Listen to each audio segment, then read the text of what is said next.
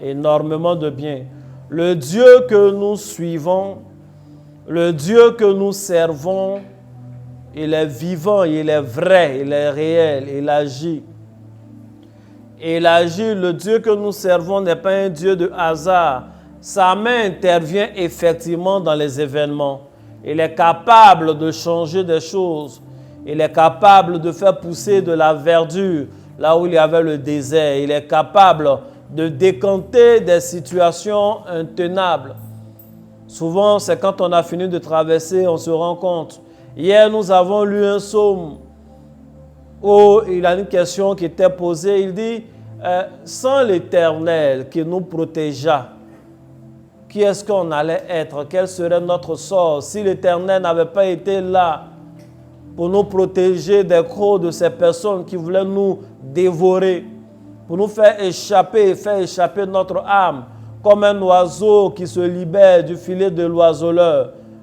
Qu'est-ce que nous allions devenir devant la mer si elle ne s'était pas ouverte alors que Pharaon était derrière? J'ai dit que bien souvent, à cause de ce que nous attendons de Dieu, il nous arrive d'oublier ce que ce Dieu-là a déjà fait.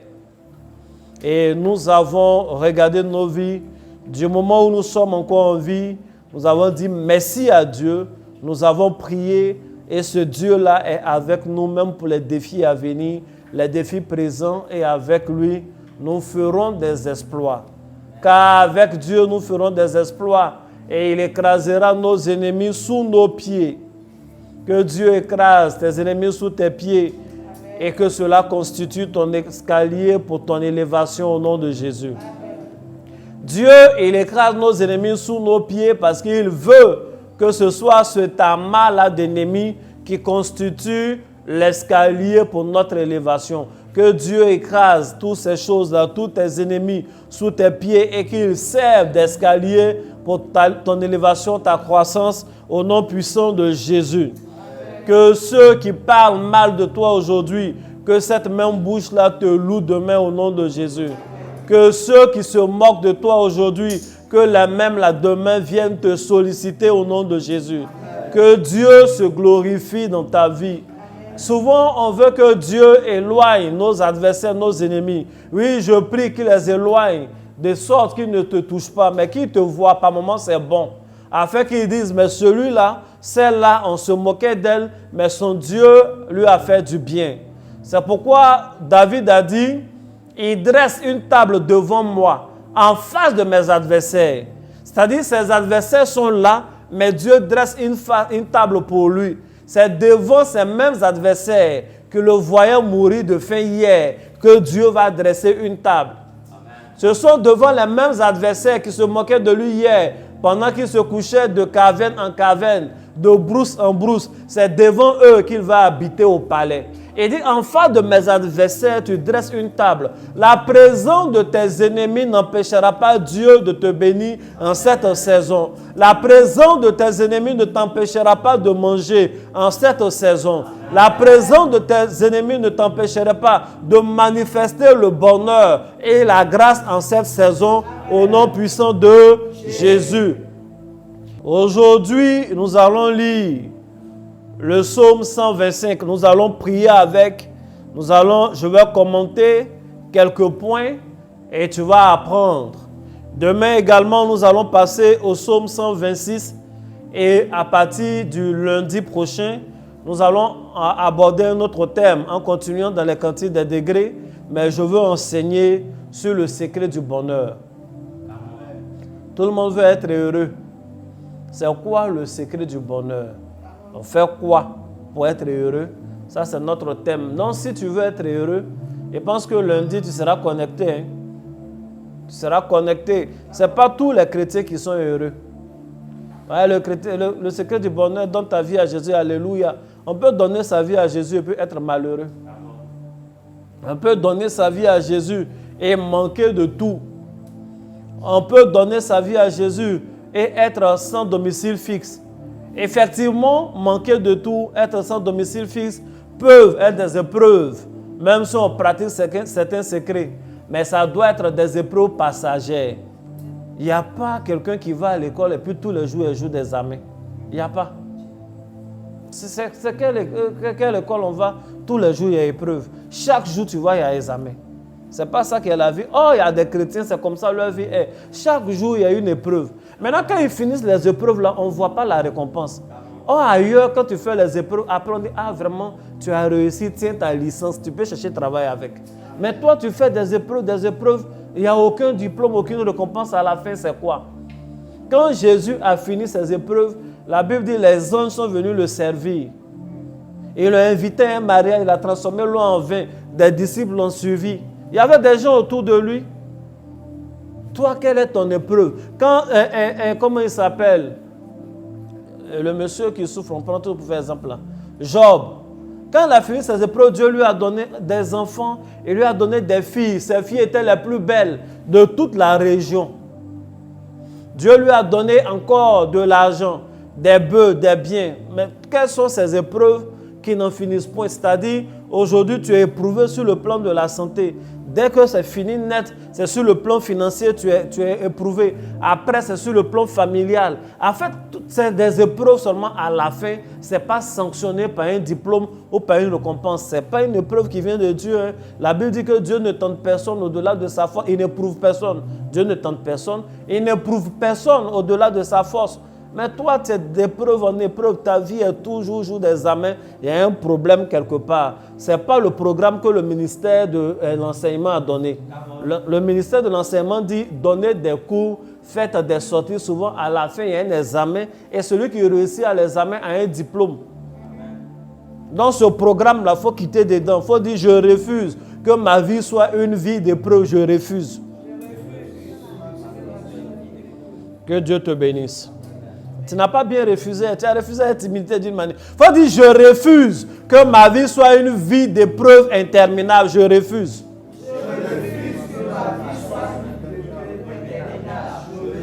On ne peut pas vivre une vie où toute la vie là est des épreuves, des épreuves, des épreuves et des épreuves. Ce n'est pas possible. Même Jésus qui est venu souffrir sur la terre et mourir pour nous, les 33 ans qu'il a fait sur la terre, ce n'était pas 33 ans de souffrance. Il y a eu des moments où on le faisait asseoir sur le dos de l'âne. Il y a eu ces moments-là où tout le monde voulait le toucher. Il était la star du coin.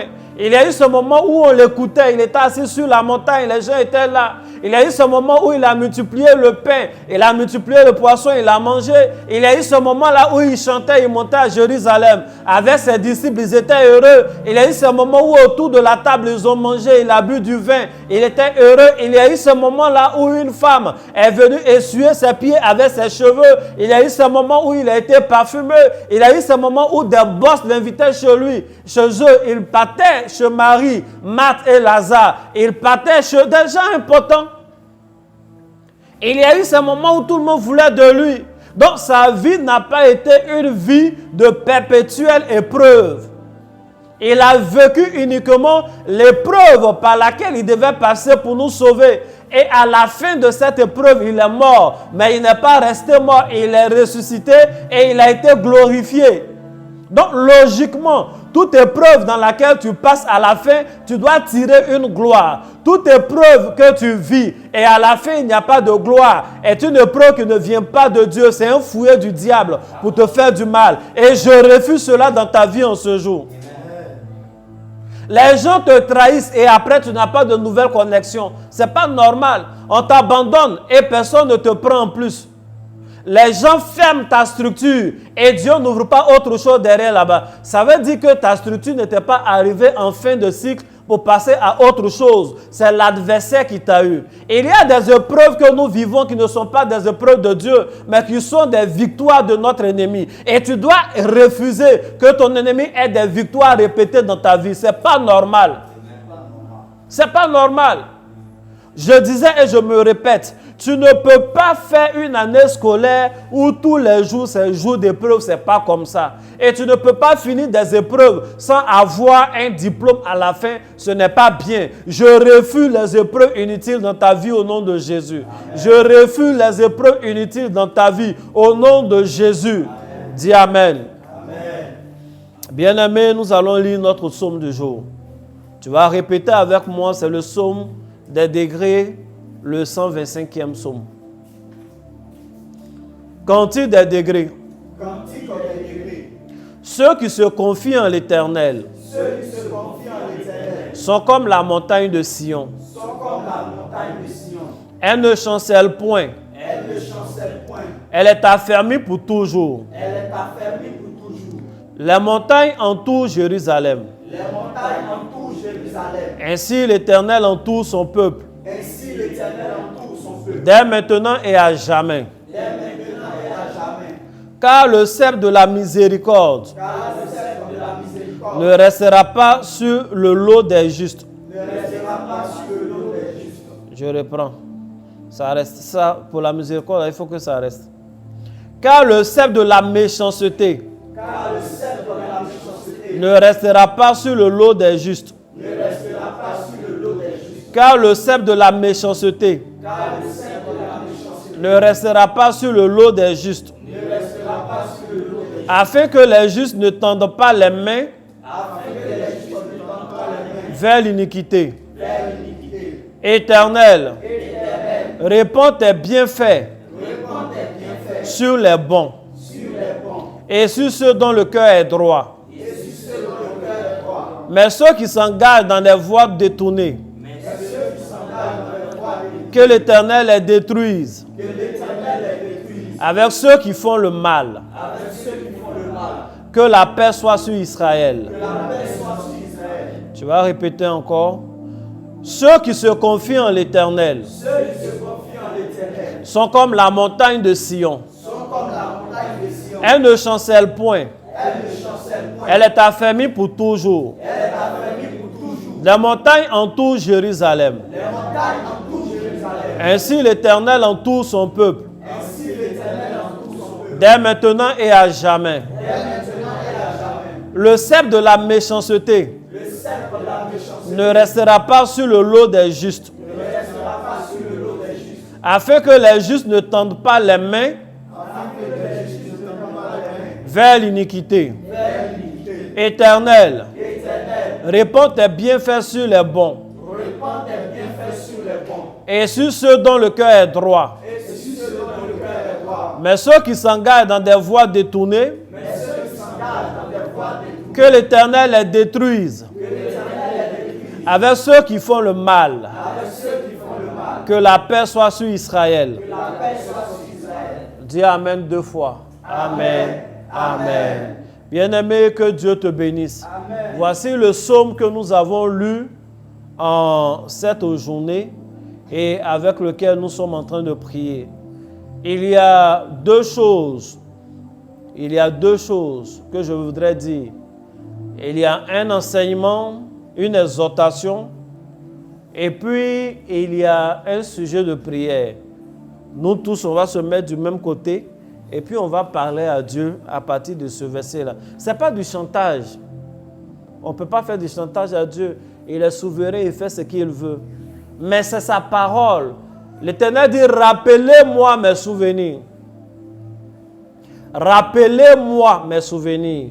Il n'oublie pas, mais il dit qu'on lui rappelle. Rappelez-moi mes promesses. On va lui rappeler certaines choses. Il faut dire Amen. Amen. Mais la Bible dit ici que ceux qui se confient en l'Éternel, ils sont comme la montagne de Sion. Ceux qui se confient à l'Éternel. J'ai lu d'autres versions qui disent ceux qui font confiance à l'Éternel. Se confier à l'Éternel veut dire on fait confiance à l'Éternel. On lui fait confiance. Et aujourd'hui, au 21e siècle, avec les personnes que je vois connectées là, on n'a pas besoin de dire que signifie faire confiance à quelqu'un. Nous tous, on a déjà fait confiance à quelqu'un. Nous tous, on s'est déjà confié en quelque chose. Et il y a quelqu'un ou quelque chose sur qui on a compté. Mais le verset dit ici que ceux qui comptent sur Dieu, ils sont comme la montagne de Sion. Ils sont inébranlables. Ils sont affermis pour toujours. Aucun vent ne peut les déplacer. Aucune pluie ne peut avoir un effet sur leur vie. La saison ne les bouge pas. C'est une montagne qui est inébranlable, posée. Bien aimé, le verset n'est pas compliqué. Le verset dit que Si quelqu'un croit en l'Éternel, il n'est pas comme une feuille qui est ballottée ça et là par n'importe quel vent. Si quelqu'un croit en l'Éternel et lui fait confiance, il est affermi, il est ferme. Bien souvent, on dit qu'on croit, mais est-ce qu'on fait confiance à Dieu? Est-ce qu'on fait confiance à Dieu? Est-ce que tu as confiance à Dieu? Est-ce que tu te confies à lui? Est-ce que tu comptes sur lui? La Bible dit, si tu comptes sur lui, tu es inébranlable. Est-ce que tu comptes sur lui pour tes affaires? Est-ce que tu comptes sur lui pour ta santé? Est-ce que finalement, tout ton espoir n'est pas en des humains, en ta propre force? La Bible dit, garde-toi de compter sur toi-même et malheur à celui qui met sa confiance en l'homme. C'est vrai, Dieu passe par l'homme pour nous bénir, mais nous devons sauter l'homme. Nous devons mettre notre confiance en Dieu et lui-même, il va susciter les hommes qu'il nous faut. Il va susciter les femmes qu'il nous faut. Est-ce que pour cette situation-là, tu fais confiance à Dieu? La confiance est la base de la foi. La confiance est la base de la foi. La Bible dit, et Abraham eut confiance à l'Éternel, et cela lui fut imputé à justice.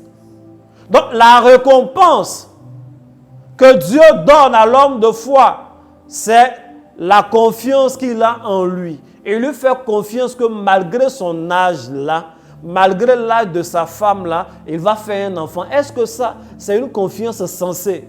Et lui fait confiance que si ce Dieu-là, qui dit il va lui donner une grande postérité à partir de cet enfant, dit offre-moi quand même l'enfant en sacrifice, il lui fait confiance pour ça. Il va avec l'enfant à la montagne, il lui fait confiance. Il dit l'Éternel se pourvoira, Dieu sait ce qu'il fait. Bien aimé, je veux exhorter une personne. Il faut arrêter d'avoir peur et il faut faire confiance à Dieu. Il faut arrêter d'avoir peur et il faut avoir confiance en Dieu. Et il faut arrêter d'avoir peur et il faut faire confiance à Dieu.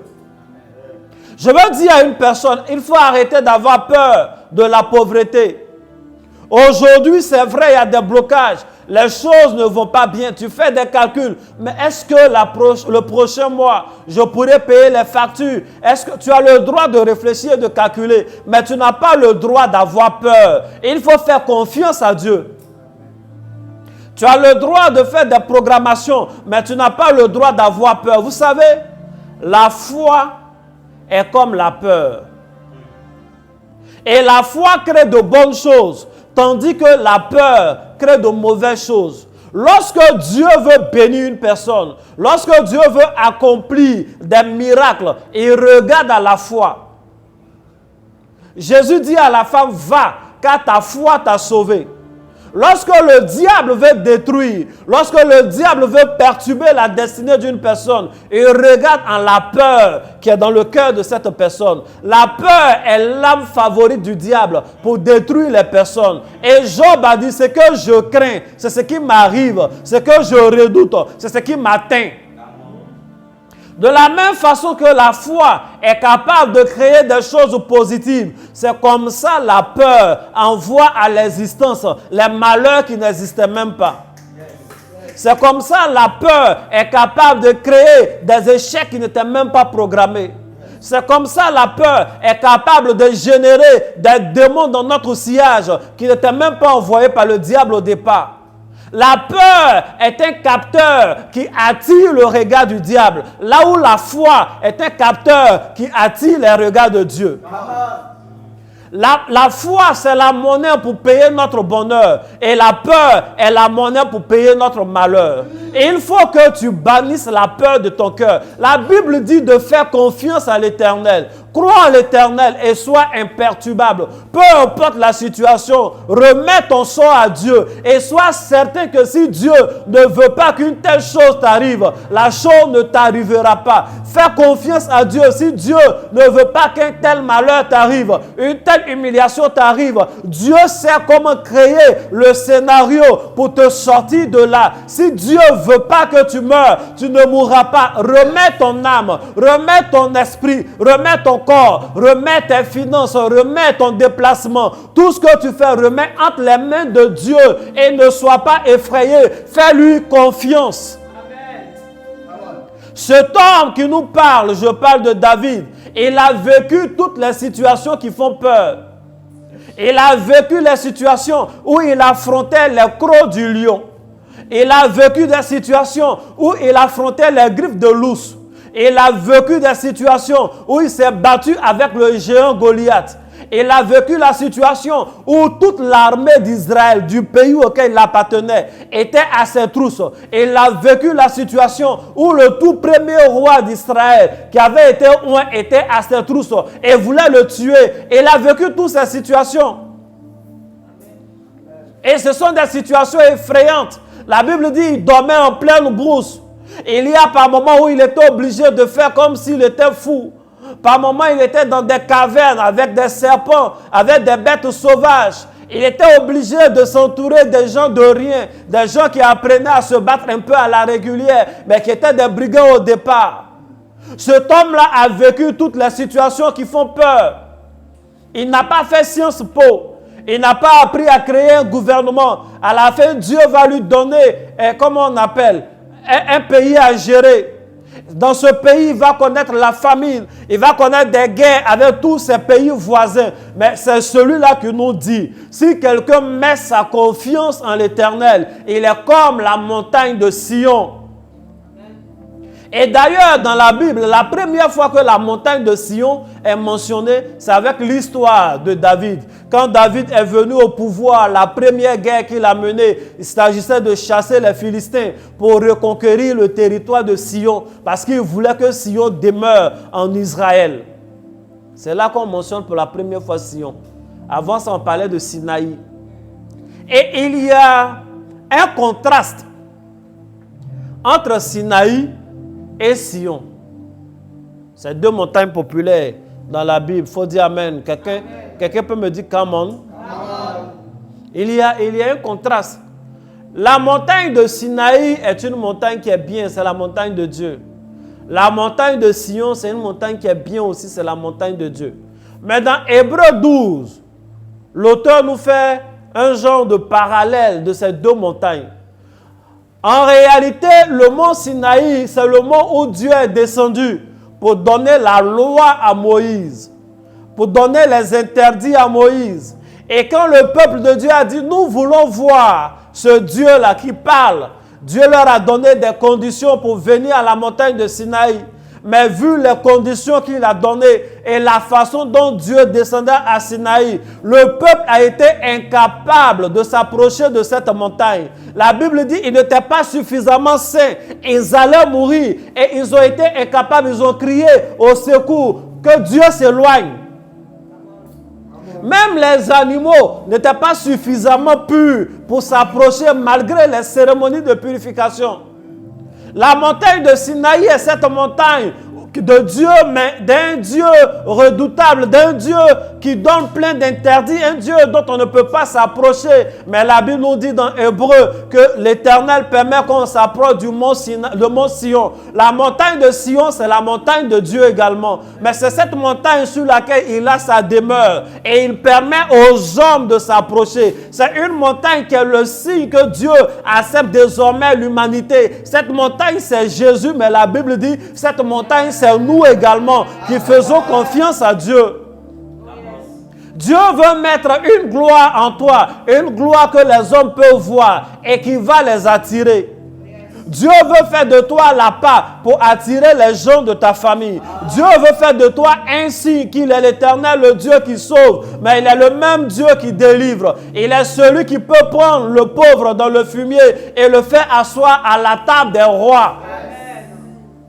Le faire asseoir à la table des rois. Le faire asseoir à la table des rois. Il est le Dieu qui peut prendre Mephibosheth et faire de lui le voisin du roi et manger à la table du roi. Il est celui qui peut prendre le berger derrière les brebis et faire de lui un roi. Il est celui qui peut prendre un homme qui cherchait des ânesses et faire de lui un roi. Il est celui qui peut prendre la femme, l'enfant d'une femme stérile et faire de lui un juge en Israël. Il est celui qui peut parler à un certain Gédéon qui est sorti juste pour faire ses travaux ménagers et faire de lui le juge de tout un peuple. Il est celui qui peut prendre un homme, lui donner une force. Et cette force peut déchirer les lions et faire sortir le miel du lion qu'il a tué. Il est celui qui peut appeler des personnes, leur donner une certaine capacité, des hommes qui passent sur la terre et le feu descend du ciel. Il est le Dieu qui donne des capacités surnaturelles aux hommes. Que ce Dieu te donne des dons spirituels, que Dieu te donne des bénédictions financières, que ce Dieu fasse de toi le mannequin de sa gloire dans ta génération, au nom puissant de Jésus. Ceux qui font confiance en Dieu, il faut faire confiance en Dieu, c'est simple. Bien aimé, j'ai dit c'est simple pour parler, souvent c'est compliqué, mais il faut croire contre toute espérance. Il faut croire contre tout raisonnement. Souvent c'est bizarre, mais il faut croire. Il faut croire. Il faut plus regarder à Dieu que de regarder aux problèmes. À un moment donné, donne dos aux problèmes et parle à Dieu. Et quand tu reviens au problème, tu dis au problème que tu quittes entre eux et Dieu, que lui-même le problème, il regarde Dieu et qu'il décide de ce qu'il va faire. Ce problème va fuir. Bien aimé, il faut être un malade de la foi. Il faut être un malade de la foi. La foi n'est pas loin de la folie. Tant que ta foi n'est pas jugée de folie, il y a une manière d'avoir foi. Tu as foi et puis ceux qui sont autour de toi ont peur. Il faut faire confiance à Dieu. Et la Bible dit, les montagnes entourent Jérusalem. Quand on lit la Bible, en général, les montagnes sont un symbole de lieu de refuge. Quand il y a la guerre, on dit aux gens d'aller se réfugier dans les montagnes, dans le livre de Genèse. Ils trouvent une montagne et ils vont se cacher à la montagne. Mais la différence, c'est que cette fois-ci, c'est ceux qui se confient en l'Éternel, eux-mêmes, ils sont la montagne. Donc, logiquement, les gens que les sorciers fatiguent dans ta famille, ils doivent venir se réfugier chez toi. C'est-à-dire, quand quelqu'un a envie de passer un examen dans ta famille, comme les sorciers font trop de choses, il doit fuir, aller chez toi à la maison, c'est chez toi qu'il prépare son examen parce qu'il est en confiance que chez toi seulement la sorcière n'arrive pas là-bas. Malheureusement, c'est chez toi même les sorciers pondent leurs œufs. Il faut dire je refuse. Je refuse. J'interdis ma maison à tout sorcier au nom de Jésus. J'interdis ma maison à tout sorcier au nom de Jésus. J'interdis ma destinée à tout sorcier au nom de Jésus. Que tout sorcier domestique soit bouté hors de mon atmosphère au nom de Jésus. Bien-aimés, ceci était mon exhortation. Sincèrement, faisons confiance en Dieu. Tu vois, souvent, comme tu as confiance à l'homme, il y a des gens, tu sais que si tu lui envoies un rechargement, s'il te plaît, à tous les coups, il va t'envoyer des unités. Il faut avoir confiance comme ça en Dieu. De la façon, tu es sûr que si tu prends la télécommande, que tu appuies le bouton, la télé va s'allumer. Il faut être sûr que quand tu parles à Dieu, Dieu entend et il va agir. Il dit, il sait ce dont nous avons besoin. Bien aimé, les prières souvent même qui font des miracles les plus extraordinaires sont des prières simples. Où tu te mets à genoux, tu parles à Dieu comme s'il n'était pas informé de la situation. Comme on a prié hier, Seigneur, avant-hier, Seigneur, tu es au ciel, voici ce qu'il y a sur la terre. Où tu donnes ta nouvelle à Dieu. Ce Dieu-là n'est pas insensible. Ne voyez pas Dieu comme un monsieur méchant qui est loin de nous, il s'en fout de nous. Non, il est notre Père. Il est dans les cieux, mais il est notre Père. Et il n'est pas un Père irresponsable. Et dit, si vous les hommes aussi méchants comme vous l'êtes, vous ne donnez pas la pierre à la place du pain. Vous ne donnez pas le serpent à la place du poisson. Vous ne donnez pas le scorpion à la place de l'œuf. À combien plus forte raison notre Père qui est dans les cieux ne donnerait-il pas le Saint-Esprit? Le Saint-Esprit a plus de valeur que la voiture que tu demandes. S'il est capable de te donner le Saint-Esprit qui a plus de valeur, une voiture c'est quoi? S'il est capable de te donner le Saint-Esprit qui est Dieu, il dit tiens Dieu, il va habiter dans ton corps va devenir son temple. Bien aimé, quand tu habites dans une maison, c'est toi qui prends soin de la maison. Donc, si ton corps est le temple du Saint-Esprit, que le Saint-Esprit en prenne soin. Il ne faut pas, le Saint-Esprit va te faire lutter trop les bus. Il faut qu'il mette un véhicule à ta disposition. Il ne faut pas, le Saint-Esprit va te faire manger une fois court-circuit ou mort subite. Non. Non. J'ai déjà expliqué mort subite et court-circuit. Pour ceux qui ne savent pas, qui ne sont pas en Côte d'Ivoire, qui ne connaissent pas nos expressions, il y a souvent que la pauvreté martyrise des familles. Et dans la famille, malheureusement, on mange une fois par jour. Et en général, c'est à 16 heures. Donc tout le monde dans la famille sait qu'à 16 heures, on prend le repas unique de la famille. Si à 16 heures, tu n'es pas là, si tu as été pris dans les embouteillages, tu vas espérer pour le lendemain à 16 heures. C'est ce qu'on appelle la mort subite. On mange une fois par jour. Et il y a aussi ce qu'on appelle le court-circuit. Le court-circuit, c'est quoi? On mange une fois par jour, sauf que cette fois-ci, il n'y a pas une heure définie. Ça peut être à n'importe quelle heure. Ça peut être le matin, ça peut être à 16 heures, ça peut être à 21 heures, ça peut être au milieu de la nuit. Et si c'est au milieu de la nuit, si tu dors, crois-moi, il n'y aura personne pour te réveiller. Donc, peu importe, quand tu viens si tu étais sorti, quand tu viens à la maison, tu ne sais pas si le court-circuit est passé ou pas. Non, tu es là, tu espères, tu regardes. Si le gaz est un peu chaud, c'est que tu es mort. Ça vient de passer. Bien aimé, ça fait rire, mais c'est des réalités. C'est des réalités. Je prie maintenant. La pauvreté n'est pas une bonne chose. Je prie que Dieu enlève tout voile de pauvreté de ta vie. Amen. Que tes enfants ne connaissent pas la pauvreté. Amen. Que les enfants de tes enfants ne connaissent pas la pauvreté. Amen. Que ceux de ta famille ne connaissent plus la faim. Amen. Que tes enfants n'aient pas faim. Amen. Que les seules fois qu'ils auront faim, que ce soit quand eux-mêmes, ils ont décidé de jeûner. Amen. Que tes enfants ne manquent de rien. Amen. Au nom de Jésus. Amen. Que tout ce qui est voile, poussière, fumier de pauvreté s'éloigne de toi au nom de Jésus. Amen. Bien-aimé, que Dieu te bénisse. Amen. Nous venons de finir. La meilleure manière d'exprimer notre confiance en Dieu, c'est de lui parler. C'est de lui parler et de montrer cela dans nos actions, dans nos manières de faire. Moi, je vous ai dit, je suis serein. Souvent, je suis là, j'ai problème. On est en famille, je vous dis la vérité, j'ai problème. Mais tu ne peux pas sentir. Tu ne peux même pas sentir qu'il y a quelque chose. Souvent, je suis là, mon épouse vient me dire des choses. Quand elle finit de parler, je dis, j'ai compris. Elle me dit, est-ce que tu as entendu, tu as compris ce que j'ai dit? Elle dit, oui, j'ai compris. Souvent, je suis hors de la maison, on m'envoie des messages, il y a ceci, cela. Et puis, je réponds, ok, j'ai compris. Ils vont m'appeler. Est-ce que tu as lu le message même? Mais j'ai lu. Mais je ne peux pas avoir peur. Je n'aime pas avoir peur. Parce que si tu as déjà des problèmes, tu vas avoir peur. Ça ne règle jamais le problème. Ça ne fait qu'augmenter le problème.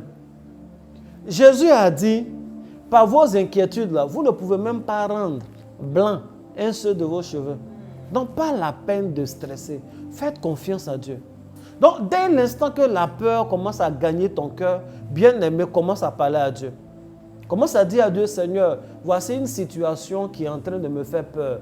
Je refuse que la peur se loge dans mon cœur. Non, je te confie en même temps la situation. Règle, Seigneur. Fais-moi grâce. Agis. Interviens. Si tu lui as dit et que tu lui fais confiance de sa capacité, mais c'est bon. Ou bien, il y a des gens là, quand tu es avec eux, puis tu es au supermarché, tu es avec lui, tu sais qu'il a sa carte, tu es au supermarché avec lui, tu n'as pas peur de mettre les articles dans ton caddie. Tu n'as pas peur. Tu n'as même pas peur. Quand tu arrives à la caisse, tu fais passer, tu sais qu'il a la carte. Mais qui est-ce que sur terre là, a une meilleure carte que la carte de Dieu? Cette carte qui paye tout. Cette carte qui est capable de nous donner tout. C'est la meilleure assurance. C'est la meilleure assurance vie. C'est la meilleure carte. Son guichet, là, il n'y a pas de limite. Il n'y a pas une histoire il n'y a pas d'argent au guichet. Il n'y a pas une histoire d'ici. Non, non, non, on ne prend pas ce genre de paiement. C'est une carte qui règle tout. Et il est notre Père. Bien-aimé, faisons-lui confiance. Confie-toi à Dieu. Si au milieu de la nuit, il y a un problème qui te réveille, toi-même, il ne faut pas laisser le problème dormir aussi. Réveille-le. Et il faut lui dire problème. Voilà Dieu. Et puis dors. Il faut dire Amen. Amen. Je me couche et je m'endors. À un moment donné, il faut qu'on dorme aussi. Il y a certaines choses que tu n'as pas encore parce que tu ne dors pas assez. La Bible dit, il donne autant à ses bien-aimés pendant leur sommeil. Il y a des choses que Dieu veut te donner dans ton sommeil, mais tu ne dors pas. Faut dormir un peu, mon frère. Dormir un peu. Faut dire Amen. Amen. Maintenant, le deuxième point, en 2 minutes, c'est un verset. Je veux qu'on réfléchisse. Nous, les humains, on va facilement comprendre ce verset-là. Souvent, on dit ça. Il dit, car le sceptre de la méchanceté ne restera pas sur le lot des justes. Pourquoi? Afin que les justes ne tendent pas les mains vers l'iniquité. Il faut dire Amen. Amen. Est-ce que quelqu'un est en train d'écouter la parole du jour? Je vais lire une autre version. Il dit, un gouvernement indigne ne pourra pas se maintenir sur la patrie des fidèles. Autrement, ceux-ci seraient tentés de prendre part au mal. Il faut dire Amen. Amen. Qu'est-ce que je veux dire? Mes fils là me regardent, il n'y a pas parlé de politique. On ne parle pas de politique. On est converti à un certain niveau. Ce n'est pas la saison. Il faut dire Amen. Amen. Attendez, je bois dans ma tasse de choses. Mais c'est la Bible, non?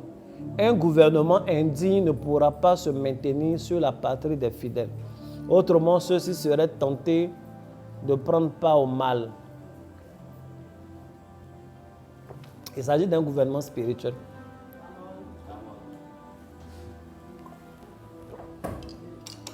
On parle de spiritualité ici. Yes. Que Dieu rende nos gouvernements dignes. Amen. Et qu'il rende nos peuples fidèles. Amen. Mais ici, il dit, si la main du méchant, le sceptre du méchant dure sur le lot des justes, il y a problème. Il peut arriver que ceux-ci soient tentés d'avoir part au mal. C'est pourquoi je vous ai dit qu'il y a des épreuves qui ne viennent pas de Dieu. Parce qu'il y a des épreuves qui finissent par faire partie des gens dans le lot des méchants. Il y a des épreuves qui ont envoyé des jeunes filles dans la prostitution. Il y a des épreuves qui ont envoyé des jeunes gens dans le vol. Il y a des épreuves qui ont fait des gens qui aimaient femmes. Ils sont devenus eux-mêmes femmes. Pourquoi on les finance? Parce que ça ne va pas. Les mêmes gars avec qui il a commencé, les gars là avancent comme ça. Et puis quand il leur demande, faites quoi? Ah, nous on est docile. Quand le boss jette la clé à terre, nous on s'abaisse pour prendre. Lui, il ne veut pas s'abaisser pour prendre la clé. Et au fur et à mesure, il y a l'écart qui se creuse.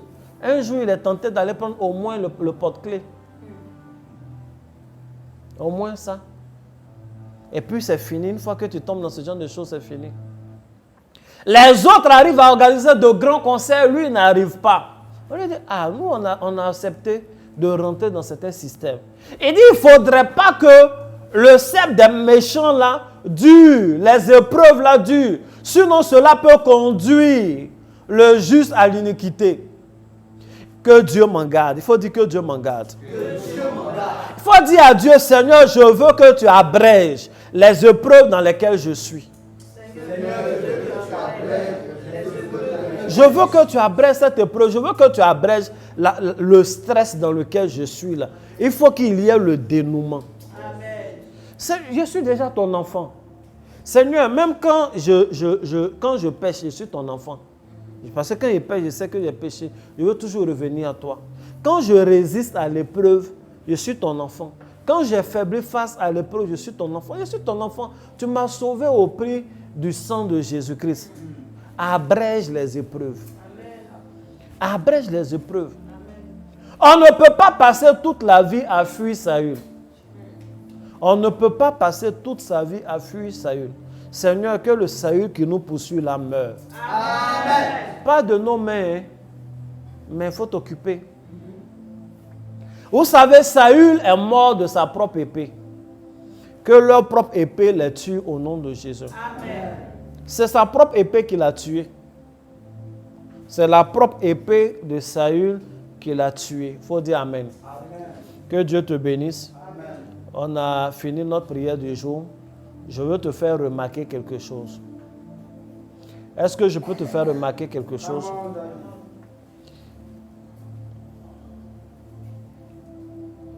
Pour faire comprendre, parce qu'il y a des gens qui pensent qu'on n'est pas amour. Il y a des gens qui pensent qu'on n'est pas amour. C'est à eux que je veux faire comprendre quelque chose. Si tu dis comment je parle, on est en train de conclure. Hein. Ça, ce n'est pas dans mes notes. J'ai souvent des choses qui ne sont pas dans mes notes. Mais pendant que je parle, le Seigneur me permet de parler de ça. Je veux que tu lises un passage. Tu vas prendre 1 Samuel 31. Tu vas prendre directement 2 Samuel, chapitre 1. Et je vais lire 2 Samuel, chapitre 1. Après la mort de Saül, David qui avait battu les Amalécites était depuis 2 jours revenu à Silag. Le 3e jour, un homme arriva au camp de Saül, les vêtements déchirés et la tête couverte de terre. Lorsqu'il fut en présence de David, il se jeta par terre et se prosterna. David lui dit, « D'où viens-tu » Et il lui répondit, « Je me suis sauvé du camp d'Israël. » David lui dit, « Que s'est-il passé? Dis-moi donc. » Il répondit, « Le peuple s'est enfui du champ de bataille, et un grand nombre d'hommes sont tombés et ont péri.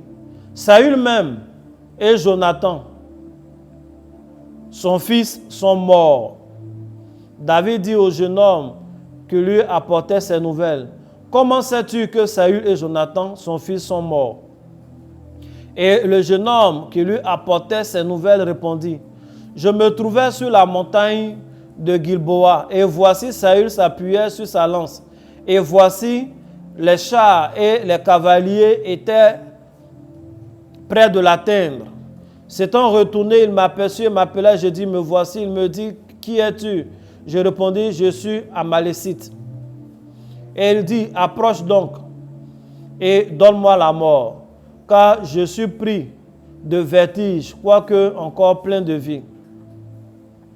Je m'approchai de lui et je lui donnai la mort, sachant qu'il ne survivrait pas à sa défaite. J'ai enlevé le diadème qui était sur sa tête et le bracelet qu'il avait au bras, ainsi de suite, ainsi de suite. Faut dire Amen. Amen. Verset 11. David saisit ses vêtements et les déchira. Et tous les hommes qui étaient auprès de lui firent de même. Il fut dans le deuil, pleurait et jeûnait jusqu'au soir à cause de Saül et de Jonathan, son fils. Il faut dire Amen. Amen. Ainsi de suite. Après, David va écrire une chanson même. Verset 17. Voici le cantique funèbre que David composa sur Saül et sur Jonathan, son fils, et qu'il ordonna d'enseigner aux enfants de Juda, etc. Il faut dire Amen. Amen. Est-ce que quelqu'un voit le contexte? Dans ce contexte-là, la Bible dit que Saül est mort. Saül est mort. Saül, c'est qui? Saül, c'est l'ennemi de David. C'est le gars qui poursuivait David et qui voulait le tuer. Donc, on vient lui annoncer la mort de Saül. Qu'est-ce qu'il doit faire? Il doit être heureux. Il doit danser, célébrer, tout ça là. Mais comme Saül, lui, c'est un bon converti, il n'est pas comme nous, qui prions Seigneur, le feu, le feu, le feu, tout ça là. Non, lui, il pleure. Il a composé même un cantique funèbre. Non, il faut qu'on pleure. La Bible dit qu'il déchira ses vêtements. Vous savez tout ça, c'était où? C'était en public, hein? Les gens étaient là. Donc, il a vraiment pleuré la mort de Saül. La mort de Saül est quelque chose qu'il ne voulait pas. Il n'a pas souhaité qu'un adversaire... Il a même tué celui qui est venu annoncer. Il ne voulait pas. En plus, la mort de son ami Jonathan était dans tout ça. Bien-aimé, voici comment un chrétien se comporte. Les histoires du Seigneur éloignent le sorcier de moi. Non, lui, David, il n'est pas comme ça. Ce n'est pas ça. Je vais vous lire un deuxième passage. Psaume chapitre 18. Écoutez. Au chef des chantres, du serviteur de l'Éternel, de David, qui adressa à l'Éternel les paroles de ce chant, lorsque l'Éternel l'eut délivré de la main de tous ses ennemis, de la main de Saül. Il faut dire, il y a deux cantiques. Il y a le cantique de 2 Samuel 1, et puis il y a le cantique de Psaume 18, mais pour le même événement. Devant tout le monde là-bas, quand ils sont venus dire, oh, le Saül et toute sa maison qui cherche à te tuer, il est mort. La Bible dit, il déchire son vêtement. Il dit, il faut qu'on jeûne, mettez la poussière sur vous. Oh, Saül est mort. Oh, Saül est mort. Mais qui va me poursuivre encore? Comment je vais mourir de faim? Oh, Saül est mort. Qui va chercher à me tuer? Bon chrétien. Maintenant, dans Psaume 18, la Bible dit, voici le nouveau chant qu'il a composé, le jour où que l'Éternel a délivré de la main de tous ses ennemis et de la main de Saül. Voici le chant. Je t'aime, ô Éternel, ma force. L'Éternel, mon rocher, ma forteresse, mon libérateur. Mon Dieu, mon rocher, où je trouve un abri, mon bouclier. La force qui me sauve, ma haute retraite. Je m'écris, loué soit l'Éternel. Je suis délivré de mes ennemis. Est-ce que c'est un gars qui pleure ça? C'est pour la même circonstance. Les liens de la mort m'avaient environné. Les torrents de la destruction m'avaient épouvanté. Les liens du sépulcre m'avaient entouré. Les filets de la mort m'avaient surpris de ma détresse. J'ai invoqué l'Éternel. Ça veut dire qu'il a prié pour ça. C'est qu'ils sont venus lui annoncer là. Et il a prié pour ça. Pour que l'ennemi qui le poursuit là, que Dieu lui-même s'en occupe. Yes. Tu ne dis pas bien Amen. Amen. J'ai invoqué l'Éternel, j'ai crié à mon Dieu. De son palais, il a entendu ma voix. Et mon cri est parvenu devant lui, à ses oreilles. La terre fut ébranlée et trembla. C'est pourquoi les gens avaient peur. Ce jour-là, quand ils faisaient la guerre avec Saül, la Bible dit, le peuple a fui et puis ils ont eu Saül. Parce que David priait et il dit, la terre, tu fais guerre et puis la terre tremble, toi tu vas rester là. La terre fut ébranlée et trembla, les fondements des montagnes frémirent et il fut ébranlé parce qu'il était irrité. Il s'élevait de la fumée de ses narines, ça c'est l'Éternel. Et un feu dévorant sortait de sa bouche. Et il en jaillit des charbons embrasés. Il abaissa les cieux et il descendit. Il avait une épaisse nuée sous ses pieds. Il était monté sur un chérubin. Il volait et il planait sur les ailes du vent. Ainsi de suite, ainsi de suite. Et il chante, il dit, et il m'a mis au large, il m'a sauvé parce qu'il m'aime. C'est un psaume qui est long, mais c'est un psaume de joie.